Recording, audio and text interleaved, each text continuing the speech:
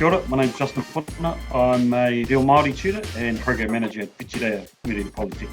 Oh, well, I had moved down here from Napier and looking for some employment, and I saw some employment come up at Whitireia, and I love to teach te reo, and so it was a great opportunity. Well, my favourite part about teaching is listening to the students kōrero Māori, speak te reo Māori, and it doesn't matter if they get stuff wrong. I want to hear the words come out of their mouths. I love to hear them sing. I love to hear them do karakia. I just love to hear te reo Māori. My grandmother was a fluent speaker. That was her first language. She couldn't actually speak a lot of English. But all her children, 7 of her children, and all her mokopuna apart from 2, can kōrero Māori. So there's been a huge uptake from Māori and non-Māori for our te reo, which is great because the only thing te reo wants is to be spoken. So it doesn't matter who speaks it, as long as it's been spoken.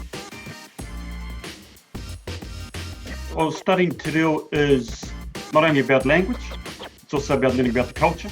It's about learning who you are, where you're from, your links to different people. So it's te reo, learning te reo Māori is not just about the language, it's about the culture. Yeah, when students are learning te reo, we ask them to look at themselves, where they come from. So through that aspect, they're learning about the history of themselves. We'll discuss other significant historical moments for Māori and sort of in terms of the language. But what we are really wanting the students to do is to find out who they are and the history of their tipuna, their ancestors. And so it gets them, whether they're Māori or non-Māori, it gets them helps them to know who they are. Anybody who wants to learn te reo is suited to learning te reo. All te reo wants is to be spoken. That's it, spoken, sung, said, anything. All it wants is to be out there. Anybody can do this. Students from all walks of life come into our classes, whether they're mothers, grandmothers, lawyers, builders, carpenters, people who work at Ministry of Foreign Affairs, anywhere. We've got people from all over, all walks of life who come in to learn te reo because of their curiosity. Because te reo Māori is out there a lot now, they want to know what's going on. And a lot of people want to know what the jokes are. And that comes in handy too. First week is pretty crucial for us, off all courses, but especially for te reo. We have a lot of sit-down kai together. We ask students who they are, where they're from, really get to know the students. We play a few games.